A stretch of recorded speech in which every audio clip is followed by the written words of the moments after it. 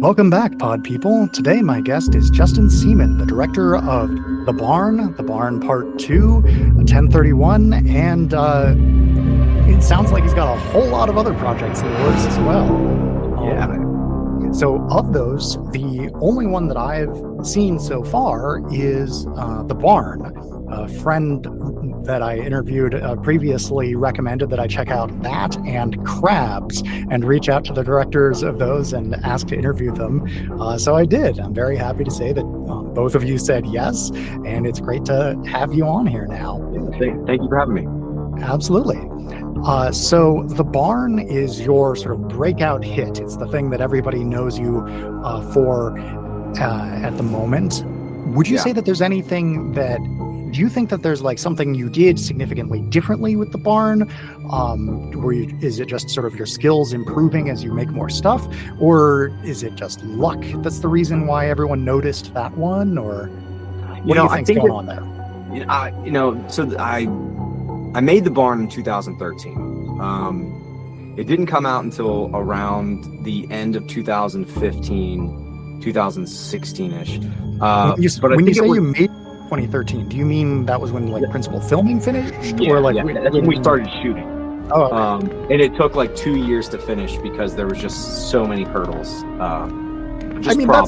That's relatively normal, making a feature film in 2 years.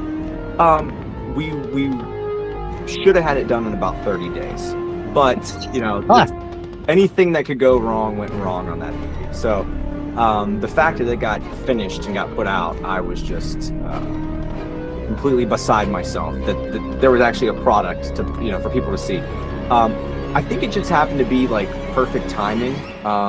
When the movie came out, it ended up being right around the time that Stranger Things came out. And if people have already seen The Barn, it is an 80s throwback. It takes place in the 80s. It's got 80s vibes, 80s colors, 80s music, all that stuff, without being a spoof on the 80s. And I think that people were sincere. Yes, yeah. It was made with love. I think people were finding Stranger Things and thinking that this is cool, that people were doing this kind of retro stuff. And then The Barn kind of came out at the exact same time, but it was a horror film. So that helped me. It was getting shared a lot on different social media pages and being like, if you like Stranger Things, check out this little indie horror film. So it was cool. I also think that because of my age, I grew up in the early 90s. Like that was, I'm an 80s kid, but I grew up in the 90s. The Barn was here, it was loosely inspired by Goosebumps for me, and I think a lot of people when they watch that they get that vibe of this is an R-rated Goosebumps film, so they kind of hits that I guess that sweet spot for people. If you like 80s cheese horror films and then you like Goosebumps or Are You Afraid of the Dark, it's a good mashup. I think I just lucked out with people finding it and the right people finding it. Because if you're not like, I would say a lot of people today, maybe kids born in the 2000s or later watching stuff, they might think like this movie sucks, but they would also think any movies from the 80s suck, or they might think like this has terrible acting, terrible story. Well, but these were things done on purpose, telling actors, hey, I want you to watch these old films and emulate the way these characters are acting. And the actors were seriously like, do you really want me to act like this? I'm like, yeah, these people weren't acting shitty. They just weren't good actors, but this is how they all acted in these old like B horror films, and I loved it. And so I was just happy at the end of the day that there's been so many people that have found this movie that have told me like, I legit thought I found a lost movie from the 80s that, that just got released. So I was like, that's cool. That's what I wanted to do with it. Yeah. You certainly, I can tell, made deliberate efforts to emulate the look of, especially like a lot of the special effects. There's that sort of, I don't know the technical term for it, but the thing where it looks like the lightning is painted on top of the film, that sort of thing. I'm really curious. Was this shot on film or was this shot on digital then with an artificial film grain effect? Yeah, so it was digital, and then the look of that was done in post Okay. with grain overlays and coloring. But a lot of the look of the movie, before we got to post, was done with the lighting. Just Yeah. myself and the cinematographer Zane Hirschberger. We love 80s flicks, so it was really easy to work together and say like, well, this scene is something from My Bloody Valentine, so this is the kind of lighting we want. This is a scene that looks like Fright Night, or this is a scene that looks like Night of the Demons. And then you kind of look at the way those movies were shot, and you look at a lot of the movies were done with static shots, not so much cameras were enormous and heavy. Yeah. There wasn't so much handheld movement and stuff unless something was needed to move. Not like today, like where the camera's constantly moving and bobbing, So a lot of to pull it off and make it feel like it was an 80s film before we got to post was just the lighting and camera work itself. On top of, colors and costumes and locations and all that stuff. Yeah. You mentioned My Bloody Valentine, which is probably my favorite slasher movie ever. I love the sense of location that you get there. And that's got two things that I'm interested in to ask you about here. One is I'm curious if you could talk a bit about the setting of this, because the choice to have it sort of set in like two small towns, kind of where they travel from one to the other, was an interesting one.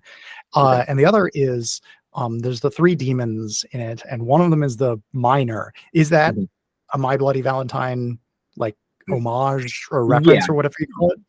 Yeah, definitely. So I will start with the two towns first. So the main town, Helen's Valley, where the kids are from, Sam and Josh, was supposed to be like the safe haven town, but I wanted it to feel rural because that's kind of the area I'm from, and I knew that's where I was going to shoot. But the town of Weary Falls, where they end up going, where all this stuff is kind of happening, I also wanted to have it more of that same vibe, but more off the beaten path. So that they get kind of engulfed in this whole, there's this harvest going on and people still celebrating this stuff, kind of not so much in the society realm of Halloween, of everything's marketed candy and everything. Everybody's making homemade candy, and it's just like, you're celebrating the night. And it's a huge festival, and like, they're having this harvest hootenanny and all that stuff. But it also gave me the reasoning for, in the event of a part two, which I know prior to this we've discussed, you haven't seen part two, would bring the story back to Helen's Valley for things to continue. So it was a setup. It was a setup for the first movie in the event of a sequel, to keep the chaos away from the hometown to bring it later. All right. Is the barn part two similar to Halloween 2, where it picks up immediately after the events of the first one, or is there's a time jump of 3 years, but it picks up with the same characters. So interesting. There's a little bit of a backstory of you find out what's happened, over the years, but you pick up. We kind of had to do that because there was an actual 6-year gap between filming. People got older, things changed, so it was a must for the story. Although, if I recall correctly, the same thing happened with Halloween, where there was a gap of several years in between the filming of 1 and 2. I think so. Yeah. But they could pull that off. I couldn't. I guess a few years of aging makes a lot more of a difference when your actors are in their 20s than when they're in their 50s. So yeah. As far as the three characters and the one going back to being a minor. Yeah, I wrote the first movie. I told you it was inspired by Goosebump Tales. So I wrote the first movie when I was 8. The story. And this is the original. This is the original storybook. Oh wow! Yeah. So here's the main guys, but the boogeyman. This was his form, without his minor costume on, like the full demon, which is what you see the demon-esque version of him with the helmet off and the hair off and stuff. So for our listeners, since there's not going to be any video for this, this is an audio only Oh, okay. podcast. I'll describe what you're holding up there. It's Yeah. a child's illustration of the cover of the barn. You can see the barn, 3 graves, the barn logo written in a cool goosebumpsy font with, is that a watermelon next to it, or? But this one here? No, the next to the letter N in the word barn. Oh, this? Yeah. That's actually a crystal, and it had something to do with the original story that I took okay. out that I'm actually considering putting back in the event of part 3. Yeah. But I can see how you could think that's a watermelon. That's good. And then the 3 monsters are a scarecrow with a sort of skull face, a pumpkin monster, and the one that now is the miner, but in this the appearance really reminds me of a Hork-Bajir from the Animorphs books. Yeah, got a lot of big spikes on it. Yeah, and I like how I wrote "they're" wrong too. So yes, they're here. They're here, but yeah, but that's there forever. Yeah. So I know I grew up watching horror films of the '80s, which at the time was just horror films, and but I loved My Bloody Valentine. So when I was writing this story, I remember I was inspired because of Goosebumps, but of a slasher flicks. And I tell everybody that what inspired me was I spent a lot of summers at my grandparents' houses out in the countryside, and I always played out in their yard and out in the woods. And it was getting close to fall this one season, at the end of fall, and the leaves were starting to come down. And I saw this barn way up in the hillside that I'd never seen before. And I was like, oh, wow, it's really creepy. Old red barn. It was like dilapidated. And my mind just started, going. I was thinking, oh, what could be up in that barn, And then slowly it turned into, well, I bet you there is a cornfield up there. And if there's a cornfield, there's got to be some sort of a straw man. And there's got to be a pumpkin patch. And if there's a pumpkin patch, there's got to be a pumpkin man that takes care of the pumpkins. And then I started thinking, I'm like, well, if there's a barn, there's got to be a guy who watches the barn. But I bet you it's a monster that looks like a man. And he probably is a miner because he dug his way out of hell. But I love the look of My Bloody Valentine. So I wanted to do the helmet and all that without the gas mask, but the pickaxe and all that stuff. Right. And so that was kind of where it all started. And I just, I drew a bunch of these little books. That was like the main one, but I drew a bunch of these little kids' books. That was 93 and up until 2013. It wasn't just an idea that hopefully one day, I would turn that into a movie. Now I made a bunch of movies before then, but that was my first feature horror film. I was doing like documentaries and narrative dramas. But I was like, I was having a hard time selling those. There was not a lot of conventions for documentaries and narrative dramas to go to. But I was going to a lot of conventions and seeing a lot of horror conventions happening and other people selling indie horror films. And I was thinking, my passion is horror. I should just make this movie and see what happens. And it changed everything for me. That's really interesting. Yeah. Yeah. Before knowing this backstory about you making it as a kid, I was guessing that each of the 3 demons was a reference to an earlier horror film. Just and the reason I was guessing that is because the sort of front and center one is the miner, and the miner is such a distinctive thing for My Bloody Valentine and nothing else. Like if the scarecrow or the pumpkin person had been more of the focus visually of like the poster and stuff, I would have thought, oh, okay, scarecrows, that's in a bunch of stuff. Pumpkins, that's all over the place on Halloween. But the miner, I've only ever seen one place before.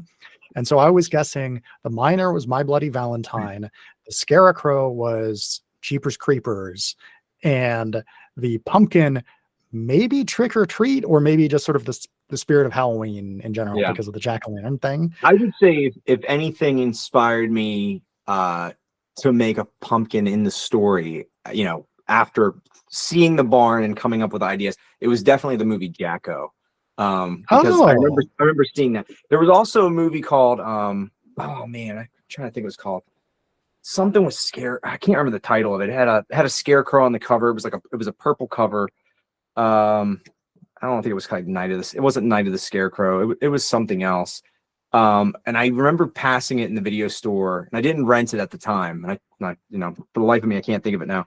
But I remember thinking, wow, it looks really creepy. And I'm almost certain that influenced me to want to put a scarecrow, into my story when I was thinking of the cornfields and all that. But 100% it was Goosebumps, because there was like Attack of the Jack-o'-lanterns, Scarecrow Walks at Midnight.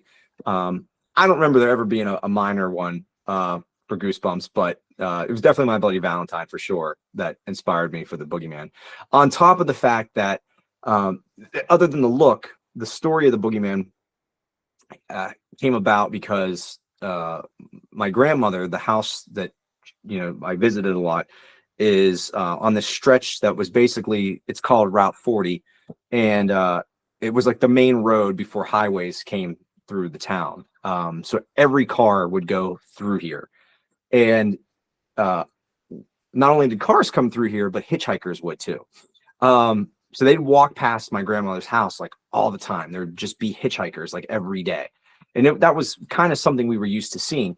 But my grandmother used it as a tool to keep myself and my cousins to behave. Oh, they're the Boogeyman.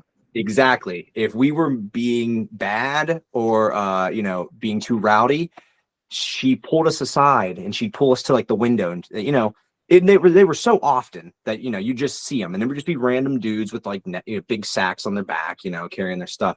But I just remember this one time she pulled us to the side, and we looked out the window, and she said, "Do you see that man out there?" And there was a dude with this big beard, this big sack on his back, and he looked really scary, but he was just walking past the house. And she's like, and we're like, yeah. She's like, well, that man right there is the Boogeyman. If you don't sit down and behave, he's going to cut your ears off. He's going to put it in that sack. And I just remember thinking like, oh my God, like the Boogeyman's real, because my grandma's telling me this. And it stuck with me for life. But when I was writing the story of the barn and the Boogeyman, that's where the Boogeyman, that whole thing was, the Boogeyman will crack your back and cut you into pieces and put you in his sack, because of what my grandmother was telling me. So my grandmother definitely fucked me up a little bit. I'll say that. Yeah, that's quite an experience. I had no idea that this story was so personal to you. That's really interesting. Yeah, just a fun story, But yeah, it was definitely. I always told my wife that there would be a day I said I'm going to make this movie, and it's probably going to be like something that we'll laugh about that I made. But it's definitely going to be the movie that I'll look back on my career and say like this. This was the thing I'm most proud of, I think, because it was something I always wanted to make as a kid. But I didn't realize how much it would change my life, honestly, for like the last 10 years. Yeah. Cool. That Scarecrow movie that you saw in the movie rental store as a kid, I would bet you that movie is Scarecrows, which came out in 1988 and is about like a group of, if I recall correctly, it's like thieves or criminals or something who get like lost in a cornfield and killed by scarecrows. Yeah. Yep. That's what it was. Has this sort of blue and yellow cover. Yeah. Yep. Yeah. There you go. Dude, that's simple. I should just throw an S on the end of it. Scarecrow. Yeah. I was trying to get like, make it too complicated. Trying to throw a bunch of words in there. So speaking of similar or connected in some way movies that you did not actually have a hand in, I think you might have like an Asylum style imitator, because in trying to find this movie of The Barn 2016, I stumbled upon The Barn 2018, which I haven't actually seen, but I had to do like 15 minutes or something of checking to figure out which one is the one that was being recommended to me. So I know, like is that just a coincidence? What is that movie? I honestly don't know if it's a coincidence or not. I have no idea the situation of that. All I know is that the same company that released that movie was in talks with me to release mine. And I decided at the last minute to not go with them because interesting. I didn't feel comfortable with the offer they were giving me. Okay. But they really, really wanted The Barn. So like when a year later, when they announced they had a barn movie, I was kind of like, well, they were set on a barn, and I don't know. I can only speculate. I don't know the other people that made that movie. I don't know if that movie was always called The Barn. I know working in the distribution business that a lot of times we get movies, and the titles aren't good, and you want to put something else on it to make it marketable. Yeah. I think that would be a perfect scenario too. In that very case, that if you have a movie that comes in and it's got a barn in it, and another movie that you thought you were going to get didn't, and you didn't get it, and it's doing pretty well, and you could call it the same name. Because the thing with the movie being called The Barn, I mean, there's nothing so generic really. That you can't it's stop so people. Exactly. There's nothing I can really do to trademark that. It's not like the barn of blood, the barn of death, the barn. Something where somebody else could be like and did the exact same thing. You'd be like, well, what are you doing here? But I did find that very interesting that within a year after turn of not making that, walking away from that deal, that same company released a barn movie. Yeah. But yeah. So it's definitely been a thing throughout the years, talking to people where they're like, man, I went to watch The Barn and I watched this other movie that sucked. And I'm like, oh, well, I'm sorry. I haven't watched that movie. I know nothing about it. Well, you haven't watched it. I haven't watched it either. No. Is that like a matter of principle, or are you just too busy, or?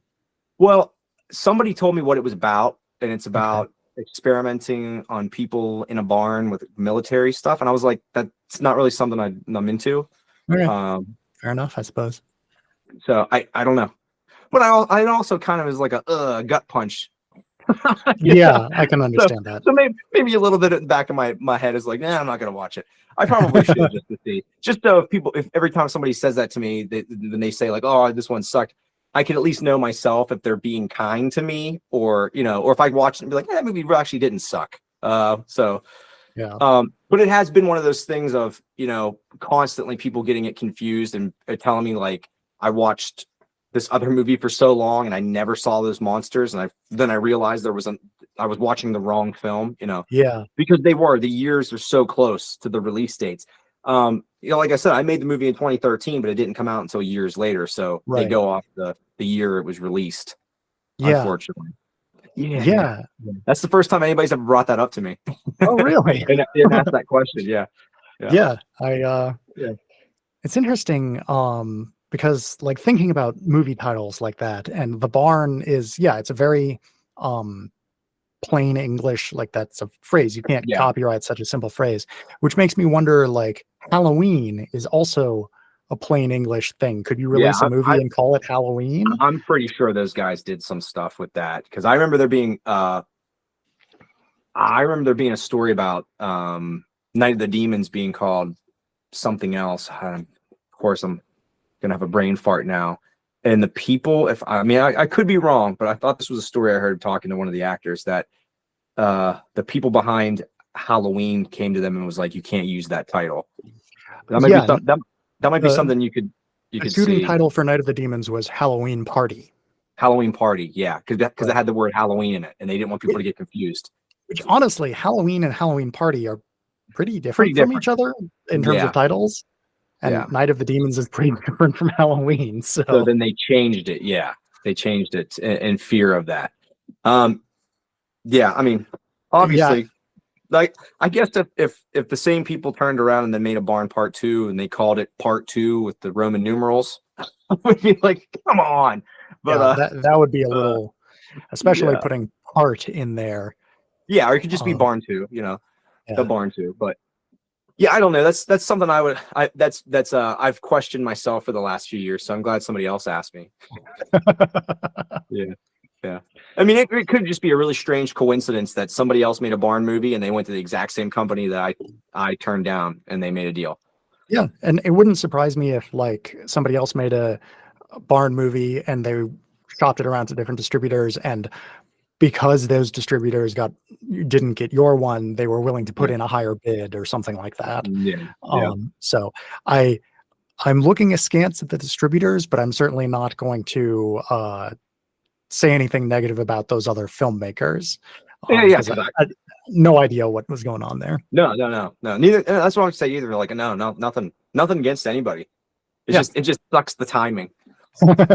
You know what? And honestly, for them too, because they may look at my movie and think my movie's garbage, and they might be like, "Man, we put out this really good movie, and we're always compared to this other one.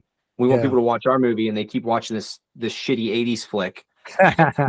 And everybody in our movie, and people say our movie sucks, but you know, so yeah, we might be like, we need to meet up. Me and these people need to meet up one day, find out what the deals with the barn movies. Yeah. And hey, maybe they have complaints about the distributor too. Yeah. Certainly would not be the first person I've interviewed who has complaints about distributors. Yeah. It's especially interesting because like both of your movies are on Tubi. First and second result for The Barn when you search for that. Really interesting. But anyways, getting back to specifically your movie. So to me, and I imagine to most people, the thing that really sets like a mediocre horror movie apart from like a really good and memorable horror movie is how much the audience cares about the characters. And this can be like in non-horror movies, you really try to get the audience to like the characters usually. But in horror movies, it's also totally valid to get them to hate one or more of the characters, as long as you care about whether they live or die, rooting one way or the other, it's all good. And I know, like, for instance, when the guy was making fun of the other character saying like, it's not possible to scoop somebody's skull out. I'm like, oh, I bet I know what's going to happen to this guy. Yeah. So can you talk a bit about how you get the audience to care about the characters in your movies? Yeah. I mean, I think the most important thing, is kind of at you peel off the layers of a horror film, and at the base of it, it's a drama, right? And then you build onto that the horror elements. Okay. So in the case of this, depending on which version you've seen, I think if you've watched the digital version, that's the cut down version. The 88-minute long. Yeah. So the longer version, which is like 100 minutes or something, it had a lot more going on with the characters talking and character development. And I tell people my whole idea of the story. My whole idea of the story was the relationship between Josh and Sam, and their journey through this film was more of a coming of age story. You know, they start one way in the beginning that everybody's telling them to be, and then by the end, they pretty much get to that point, but they've done it on their own terms. Like they've come to the conclusion that Sam is like, hey, I no longer am interested in celebrating Halloween. I'm kind of ready to grow up. Josh is kind of the same way, where he's like, you know what? Yeah, I know I haven't really gone to church in a long time since everything with my dad, but I think I might go back on Sunday. So everything that was being said to them, you know, in the beginning of Act 1, by the end of Act 3, they're there. So I knew that I wanted you to like those characters, because if you don't like the main characters and you think they're assholes, then yeah, you want them to die. Right. But a lot of the characters themselves are based on myself and people I know. So I genuinely wanted people that you kind of like, but you know that they're going to die. You know, they're cannon fodder for the film. So I didn't necessarily want you to like hate any of the group, but I wanted you to know that you're going to lose them, but you just didn't know necessarily which one, right? Because I feel like Chris is probably maybe could be the smart ass, but he's still the cool dude with the van, and you know, he brought you along. Right. You know? Yeah. And as far as the audience concerned, he's the one that supplied the boobies for the screen. And then you got the two girls. You've got I would say one of the girls supplied that, but yeah. Well, he brought the girl to supply the boobies, but she supplied her own boobies. So you've got Nikki, the character of Nikki, who is we would call her the rocker chick, but her role is basically the slut in the movie, in the world of the character archetypes. And then you've got Michelle, who is like the good girl virgin. But I wanted even though they're all playing these 80s tropes of characters, I wanted you to like them, and my biggest thing was Russell, which he was either going to be a black guy, or it was going to be, depending on who we cast, or he was going to be a person with a handicap. He was going to be in a wheelchair or arm braces or something. It just so happened when we cast Nicholas Joshua as Russell, that He was a black guy, for one. And we tried to put him in arm braces, but he's so big that we were like, and he's so tall, like 6 foot something. I was like, dude, no one's ever going to believe that, you have any kind of problems. Like, you are jacked. So I was like, you're just going to have to be the black guy. And the thing was, and it's funny because you go back and you watch these 80s films, and there's not really a lot of times where the black guy dies first, but I think it's this thing that's been beaten to our heads that the black people die first in film. I've never really known where that trope came from. Yeah, I don't know, but it was something I'm like, if I don't do this in the group, people are going to call me out on it. They're going to say, "Oh, you didn't kill the black guy first," So we did that. Really? Yeah. So we followed those rules of the tropes, of the so-called 80s tropes.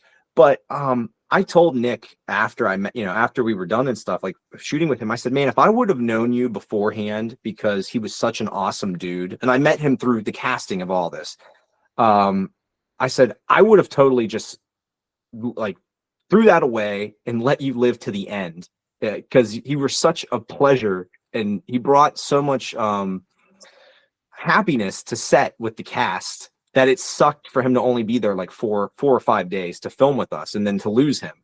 So yeah, that's my one biggest regret right there with that character, was killing him first, because the individual was so great to work with. Interesting. Has anyone commented on the black guy dies first trope? When we did our tour, it was, when he got left alone, people in the audience would be like, "Oh, here it comes, black guy dies first." Like, they would shout it, like, "Oh, black guy gonna die first." It was just like, so like they knew it was going, and they would laugh. And then there was even when Nick came with his family, he didn't tell them what happened, and they came out and they were like, "Yo, dude, I can't believe you did that, man. You killed him first." I was like, "Hey, I don't know." Like, "Yeah, you gotta do it, man. That's the rules." So like, it was just funny because it's like, people just know, like, it's the thing. Weird. But it is weird because I go back and I watch a lot of these movies and I'm like, I can tell you a handful of movies where the black guy or the black character, the black woman live to the end of the movie. Like, they don't always die first. I just don't know where it's come from, but for whatever reason, it's like a subliminal thing where people think it's in your mind that that this has to happen. Yeah. But yeah, I mean, as far as specifically in this movie, I didn't necessarily want to make any characters that you hated, other than the monsters, like, because I wanted you to kind of like the main cast, unless you, for whatever reason, that you were like, "Oh, this person's a dick, I hope he dies," and that could have just been the way that they performed it, because I said, I gave these actors movies to watch, and I said, emulate the way these people in the 80s did this stuff, because they were like, "Hey, I was born mid-90s. Like, I've never seen these movies, and like, this isn't really anything I've ever watched before. So like, I don't even know how to act." Like, what a lot of this stuff, they thought when they came on that it was technically a comedy, like a horror comedy, and I was like, kind of is, but it's not. If it turns into funny situation, I was like, that's supposed to be like, because it happened that way, not that we're making it funny, Yeah, a lot of the funniest things things I find funny in 80s horror films, you can tell they're trying, and it's supposed to be a serious scene, but when you go back and you watch it, you laugh because either the way the person acted, or the way the effect went off, or the way the whole scene played out overall. But you could tell people were giving it their all and trying to make an actual scary movie. It just, sometimes the end result was not scary. It was more, funny. So trying to wrap this question up for you, I did my best trying to give characters layers, even though not all of them were main characters and they were going to die, because at the end of the day, I wanted you to be like, "Oh man, it sucks that Russell died," or "It sucks that Chris got his head scooped out," or Nikki got impaled up through the butthole out the mouth on a pole. So and that was, there's a lot of things in the movie too, like with those kills, like with Nikki on the pole, that was from Cannibal Holocaust. I was gonna say, yeah. Did you do it with the same technique, like sitting on a bicycle seat holding a thing in her mouth? Yep. Nice. Yep. Did it just like that. We did the one shot from My Bloody Valentine during the massacre scene where the boogeyman's on the stage with the band and he's backlit. You can't see his face, but he's just backlit with the helmet light on. He jumps off the stage. I mean, there's all kinds of if you're really into 80s slasher flicks, when you watch the movie, you can look at certain shots and go, I bet you they did that from this movie to pay tribute. That's what it was. It was, I tell people, I'm like, not necessarily that we're trying to steal shots, but we wanted you to watch it and be like, oh man, this was like, that was like the sledgehammer shot from Texas Chainsaw when he pulls up the sledgehammer and comes down, but we did it with the axe and we come down into Jack's head, So there's all kinds of references all throughout the film like that. Yeah. Speaking of My Bloody Valentine, have you seen Valentine Bluffs? No, I've heard about it though. I'm very interested. Came out. Yeah. It's on YouTube, so quick and easy to watch. I didn't know that was out now. Yeah, it came out on Valentine's Day 2023. Oh wow. So I missed it. It's been out for like a month and a half. I missed it. I'll have to check that out. Yeah. So you've made The Barn 2 already, which at least at the time of this recording is available on physical media, but is not available for streaming yet, although you do have plans for it to be available streaming. Yeah, sometime this year, hopefully. Okay. So what's next after that? Is there going to be a Barn Part 3? I would love to. The way we ended The Barn Part 2 definitely makes you question what's next. And I would like to wrap this story up because of it being such a part of my life. I know people can't see this, but I'll share it with you. So this was The Barn Part 2 from when I was 10. Zombie Railroad, an illustration of a looks like a literal zombie train wrapped around a volcano in hell with Satan on a throne on the top of it. Wow, that's quite an illustration. Yeah. And then you got the monsters up here and Sam and Josh. Chris lived in the original stories, so he was up there. But the sequel was called Zombie Railroad, and then I dropped that to call it The Barn Part 2. But we talk about Zombie Railroad in the sequel. I never finished Part 3 as a kid, so I have elements of it that I can intertwine.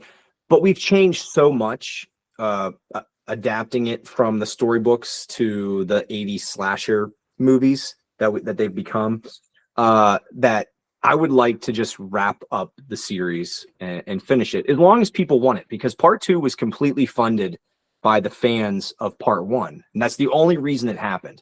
Like, I was so burnt out after making Part 1, and it was really a bad experience for me midway through, and then picking up the pieces and fixing a bunch of problems. By the end, I was grateful for all the people that helped me, but I was done. I was like, I don't even know if I'll make a movie ever again. I just want this movie hopefully to get sold, make back the cost, and then I'll be done.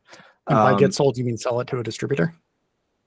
But I was very like, I had so much to lose if I didn't make my money back. Like, I mortgaged my house and credit card debt and all that stuff. So I wasn't like looking for an exposure deal like everybody was trying to sell me on. I was like, if you can't guarantee me X amount of thousands of dollars back, then I'm not doing this, And I talked to all kinds of filmmakers and looked at all the places they signed with, asked them their experiences. Like, did you get money guarantees? Did you ever see sales reports? Did you ever get a payment?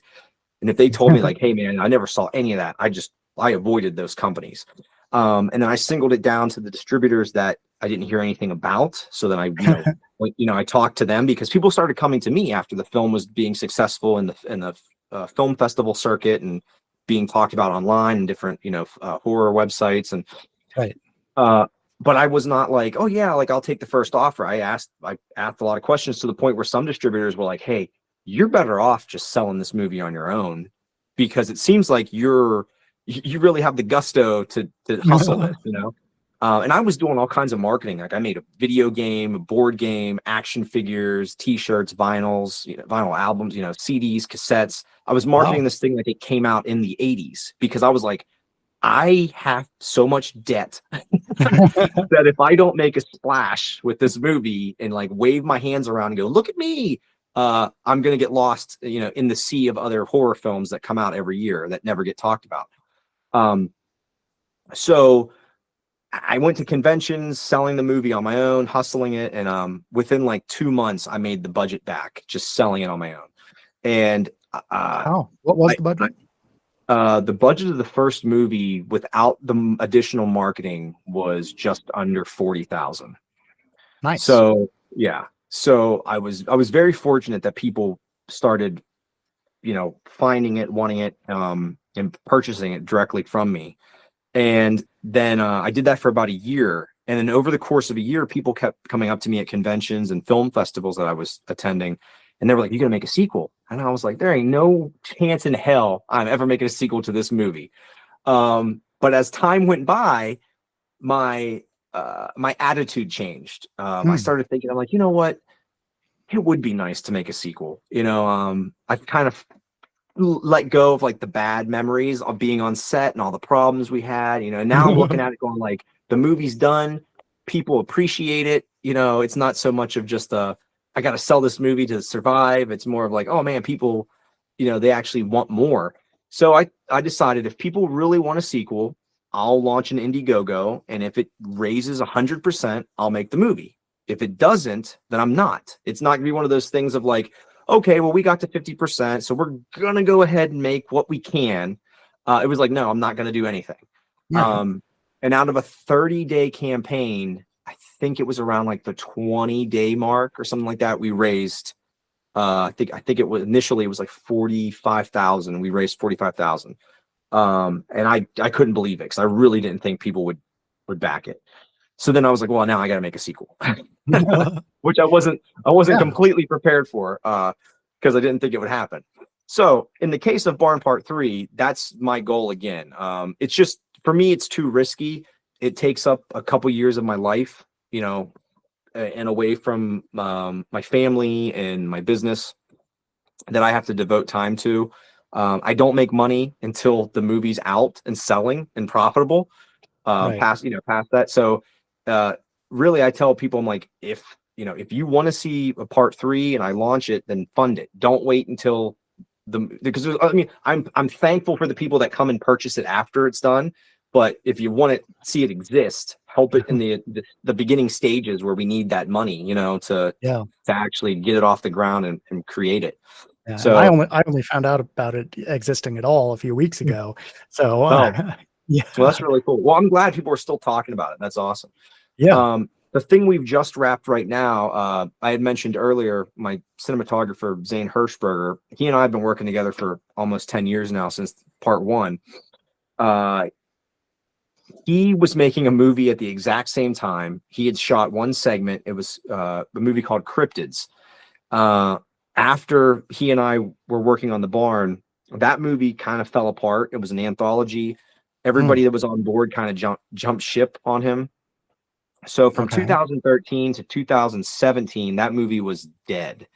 After The Barn was successful and I was kind of done touring it and everything, I told him, I said, "Hey man, you helped me out so much with everything on The Barn. Like there's no way I could have finished it without you coming in and kind of helping me save it and, getting everything back on track. I want to help you make, Cryptids, bring it back to life." I said, "So I'll come in, I'll do one of the segments. I'll finance it with you. Let's find some more people and get involved." Well, that just turned into like a really long process, more than I expected. On top of the fact that a pandemic, eventually came. But it seemed like everybody we got involved additionally either didn't do the work or got flaky. So we went through a bunch of directors to get where we are now. I won't name names, but we went through a couple rounds of directors and we finally found the missing 3 that could get it done. And we just completed the movie, maybe about a month and a half ago. So we're in the final stages right now. We're going to premiere it in about less than 3 weeks, and we're just doing like some polishing up on it. And it stars Joe Bob Briggs, and it takes place. I haven't. So like I said, I haven't seen it, but I saw like the poster for it. And I was like, that looks like Joe Bob Briggs. So how did that come about? How much did you have to pay? Because was the whole budget the 56,000 that you raised on Indiegogo, or was there a supplemental funding for the barn part 2? Yeah, for part 2. So I raised more money outside with 2 investors. So it ended up probably being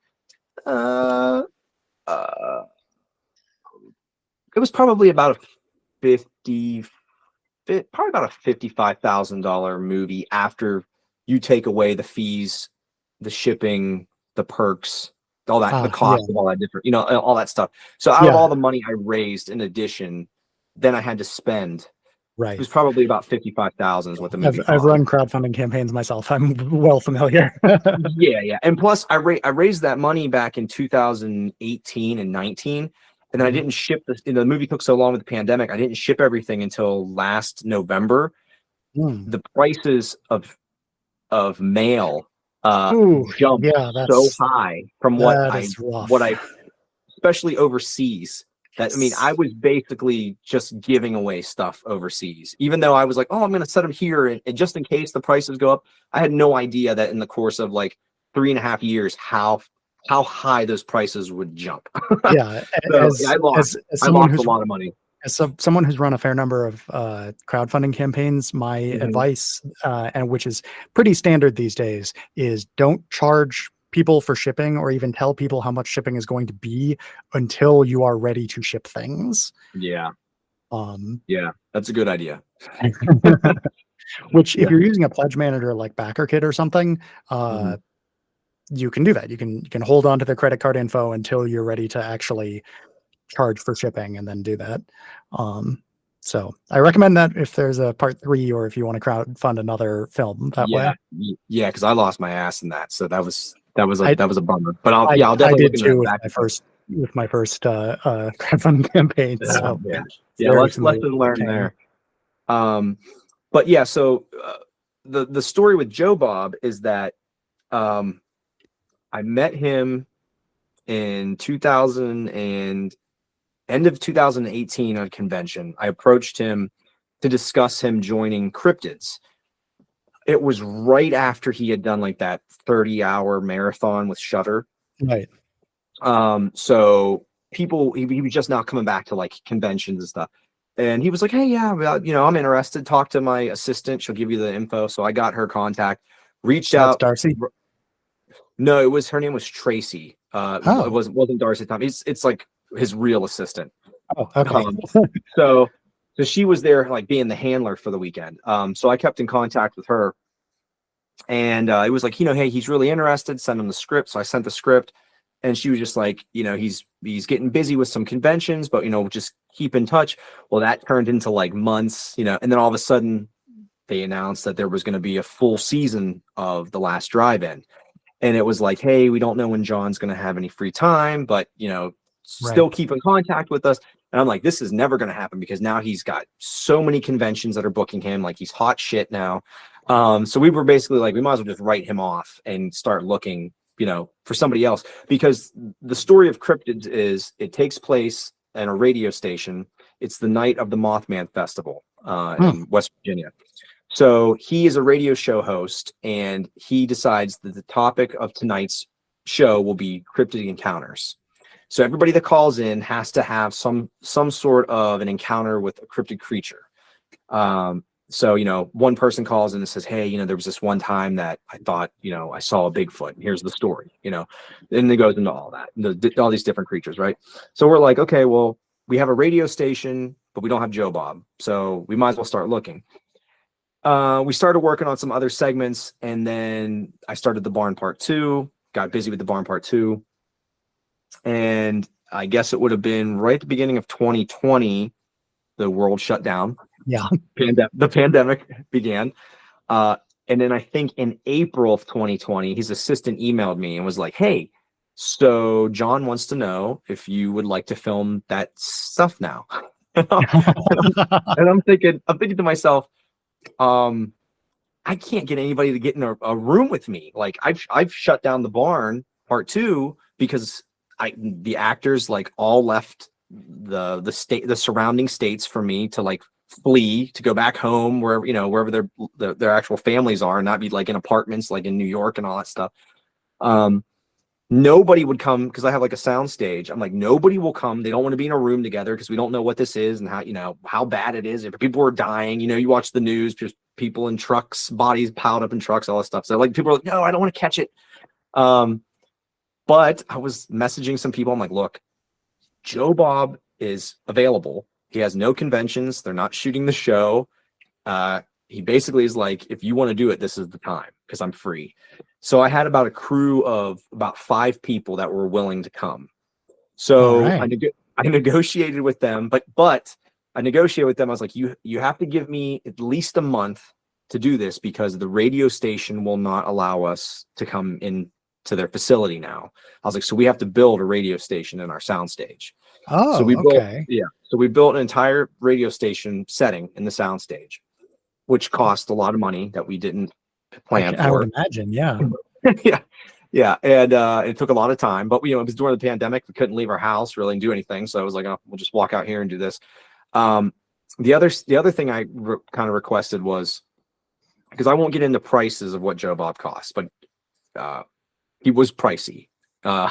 He was definitely getting his money worth for being back on,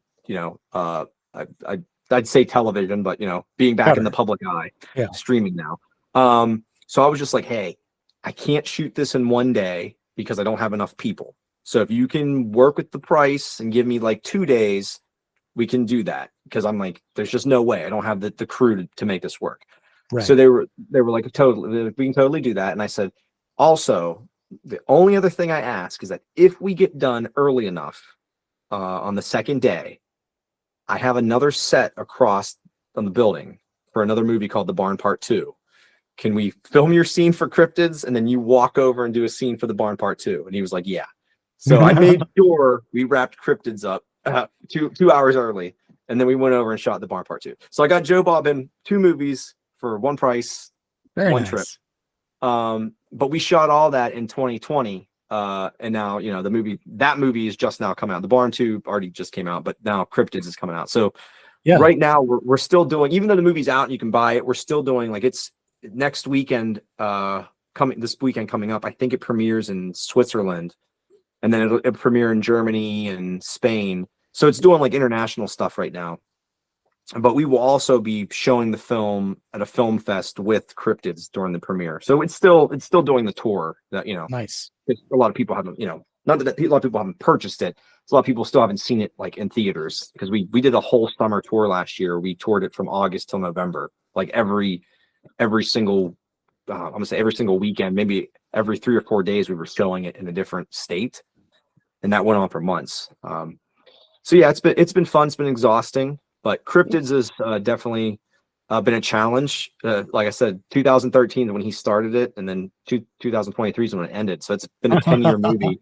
It hasn't been a constant 10-year, working on it for 10 years, but it's just like been boyhood.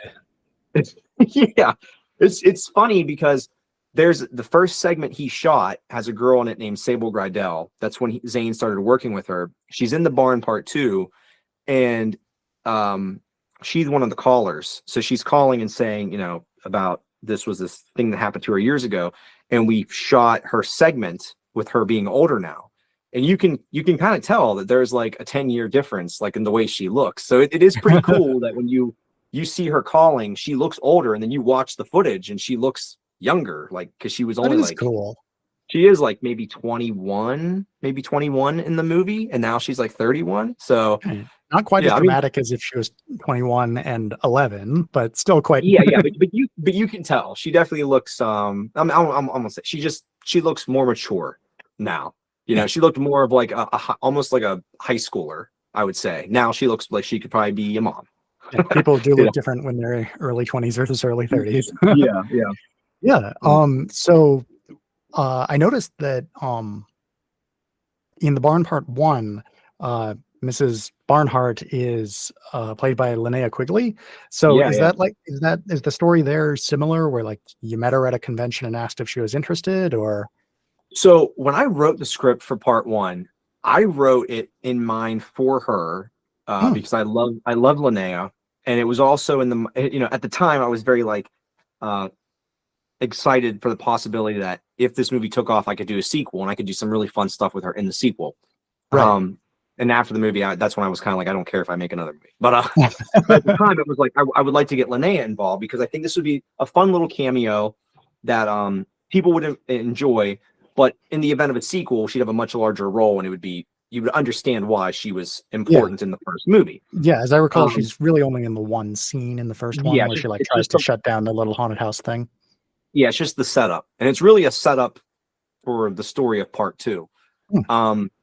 But so I reached out to her. She was at a convention. I didn't get to go. Zane went. He got her. He talked to her about it. She sounded interested. Gave us her agent's information. We reached out. Nobody responded. So we just kept filming, getting closer and closer to the deadline of the movie being finished. Reached out again. Nobody responded. So we were like, well, I guess she's not going to do it. You know, I saw like a lot of conventions and film fests and stuff she was showing up to. So I could tell she was busy. Yeah. It was probably, so we premiered the movie in October of 2015, Halloween, October 2015. In 2016, we started a tour in February, like a film fest tour through that whole year. It was probably in July, we got an email from her reps being like, hey, so sorry, we missed this. We were telling Linnea about it. Linnea is 100% interested. She's seen all the stuff on social media about the movie. She would love to be involved. Nice. We were kind of like, well, yeah, nice, but the movie's done. We're like, oh, okay. And I'm thinking, oh, man, we already filmed it with somebody else because we had to, you know, like, because it's important for this, you know, to get done and to screen. We used a crew member.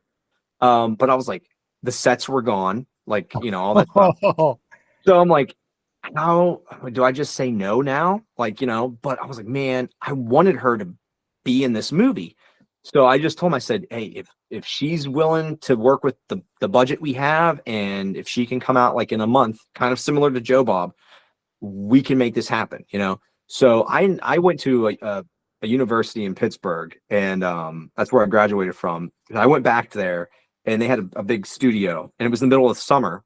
I just asked, I said, hey, can I build a partial set in here for like a day? I was like, because the airport's not too far away. I said, I'm going to fly this actress in. She's going to come in on a Friday. We're going to film Saturday, and she's going to fly right back out. So that's what we did. We went in, we built half of that set of that garage in this TV station up in Moon Township in Pittsburgh, Pennsylvania. And flew Linnea in, inserted her. We brought the kid back to play Sam. You know, he worked with her. But then it was just like, you know, insert wise, you know, all that to put her into the movie for the release. So just one of those things of, you know, it would have been great if it would have been like a year prior, so we wouldn't have to do all that extra work. But I wanted Linnea to be in it, and I'm just thankful that, you know, she got back to me finally. You know, so I know it wasn't her; it was just, you know, other people. But I'm thankful that the movie picked up steam. That it was like, oh, hey, we should probably look into this because it might be beneficial for her as well. And then when we did the premiere for it, she came out to the Miami premiere for down there in Florida. And that was the first time she saw it. And then after that, she became a fan of the movie. And she became a really good family friend. So we've kept in touch, and, you know, put her in part 2. Anytime she comes to Pittsburgh, we hang out, go to dinner with my kids and stuff. So she's a great person. Why did you have a premiere in Miami? That was the Miami premiere. Like, we were going state to state. So So yeah, so the by the time we got her inserted into the movie, we were on our way to a festival called Popcorn Frights, and it was the Miami premiere of the film. And it was the first time that people were seeing her in the movie, so she flew out for it. Yeah, so it was really cool. Yeah, we did. I mean, honestly, I can't remember where we all went that year. I just know that it was a full year of traveling. And it was fun. It was costly, but it was fun. You know, just taking the movie around to like different different Alamo Draft houses and AMC's, and I mean, little little mom and pop type theater places too. So you say it's pricey. Is that did you make a profit off of selling it in showing it in all these different venues, or? Oh yeah. I'm just saying, like traveling, like we would try to take us as groups sometimes. So like trying to take like 12 people to like Texas, That's you know, yeah, and then renting a van, like, yeah, it's like, so like a trip like that, there's no money involved in the back end. Basically, it was basically like anything you would make, you basically paid for the trip to get down. But then we had a great time in Texas, and hanging out in an Airbnb, and then going out into like the countryside, and looking for the Texas Chainsaw gas station. And this is back before the gas station became like a popular place now. But like looking for the house, we found like a watering hole. Yeah, we went like swimming, and it was like one of the most beautiful places I've ever been. So it was just, fun things like that, like during the tour, that we had all these memories together, like with the actors and the crew. But yeah, it was definitely expensive because like, we weren't at a position with part one where people were necessarily paying, some of the places did. Some of the places took care of our travel and accommodations. And then, we made money on the screenings. But like with part two was a lot more easy. People were flying me to different states, giving me hotels, setting me up, like. I guess you're established now. Yeah, it was a little bit more established. They knew people were going to come out and see part two. So they knew it was worth the investment. So like the travel for part two was much more relaxed, because I didn't have to like worry about like dropping thousands of dollars and wondering if I was going to make it back. It was more like, well, I hopefully they make it back, because they basically paid me for things now. Or like I got paid for screenings in advance, so yeah, it's been nice with the second round. So for part two, they were paying you up front for it, and then for part one, was it more like you were four-walling it, or? Yeah. So like a lot of the places I would rent a theater out. And then it would be like you rent the theater out for this screening, whatever you make now is yours. So yeah, that's what four means. Yeah. So like if two people show up, well, then that's all you make, but you lost the $500 rental, Right. So but we lucked out a lot that we were at that time, people were talking about the movie enough that never happened. We were either selling out a movie theater, or we were close to selling out, and we weren't charging much. It was like $10, $15 a ticket or something, but we were bringing cast and crew. So you got to meet everybody, and, it was just a fun experience. I mean, that's really cool. I definitely didn't make money during that, but I definitely covered expenses. Yeah, that's wild. I'm glad that you were able to at least break even there. Yeah. No, definitely memories I'll always cherish, for sure. Yeah. And so backing up a bit, just a comparison that occurred to me as you were describing the filming with Joe Bob, it sort of sounds like his character and the setup for Cryptids is similar to William Shatner's character and the setup for Christmas Horror Story. Yeah, that's after Zane and was putting it all together and telling me that movie came out, man, I don't know was it 2015 or 2016? Maybe 2014. It was 2015, yeah. 2015, yeah. I told him, I was like, man, you better hurry up with this movie. I said, because people are going to compare it to this. But since then, there's been other movies that have wraparounds with radio show hosts too. Bad Candy did it with Corey Taylor. Yeah, it's another one. That's a cool movie. But yeah, so if anything, Zane's whole idea with Cryptids was basically supposed to be like Coast to Coast, is what it is. But with his own character, Harlan, with his Major Harlan Dean, who does this thing called the Truth Serum. But it's really cool. I think people that are into cryptozoology and like we cover creatures, like we call them like A-listers. We cover like the A-listers, like Bigfoot, Mothman, Dover Demon, Chupacabras. But then we cover other ones that people maybe aren't so familiar with, like Melonheads, the Beast of Bladenborough, the Loveland Frogman, Jersey Devil, which people know Jersey Devil, but I was gonna say, really, you put the Jersey Devil as a B-lister, and yeah, an afterthought of I'm missing that one. But yeah, so there's a bunch mixed in there. Cool. But like the story I did was the Beast of Bladenborough, which is like a big vampiric cat monster creature, and it's all practical effects. So it's pretty cool, animatronic type stuff, and I think people will dig it. Each movie has its own different tone. Some are super serious, some are a little like kooky, some are dark, some are just fun, like funny. But that's what you get when you get with an anthology, you get mixed because it's all different directors bringing their own take. How many shorts are in the anthology? I want to say there is 5, 6, including the wraparound. It's good. I think, yeah, it's just under 2 hours. We were trying our damnedest to cut it down. I would personally cut it down a little bit more, but I know how people are like with their film. I'm gonna wait and see how the festival tour goes and get reviews from people and say like, what did you think about this segment? What did you think about that? Could we have done anything different? Did you think anything drug? Because it would be nice. Because I there are a couple segments where I think like this one might be 2 minutes too long. This one might be 1 minute too long. And I think pacing wise, it would be nice. But it's the first time people are going to see it. We kind of want to just put the full movie out there and then get the feedback before the release comes out later this year. Yeah, I watched an anthology film recently where the shorts were of very, very significantly different lengths. Okay.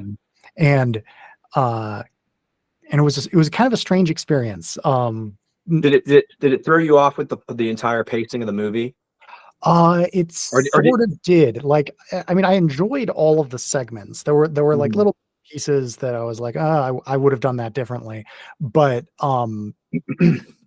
but like during the longest part, which was also like the most lighthearted segment, and really not very horror focused, more of a sort of parody film.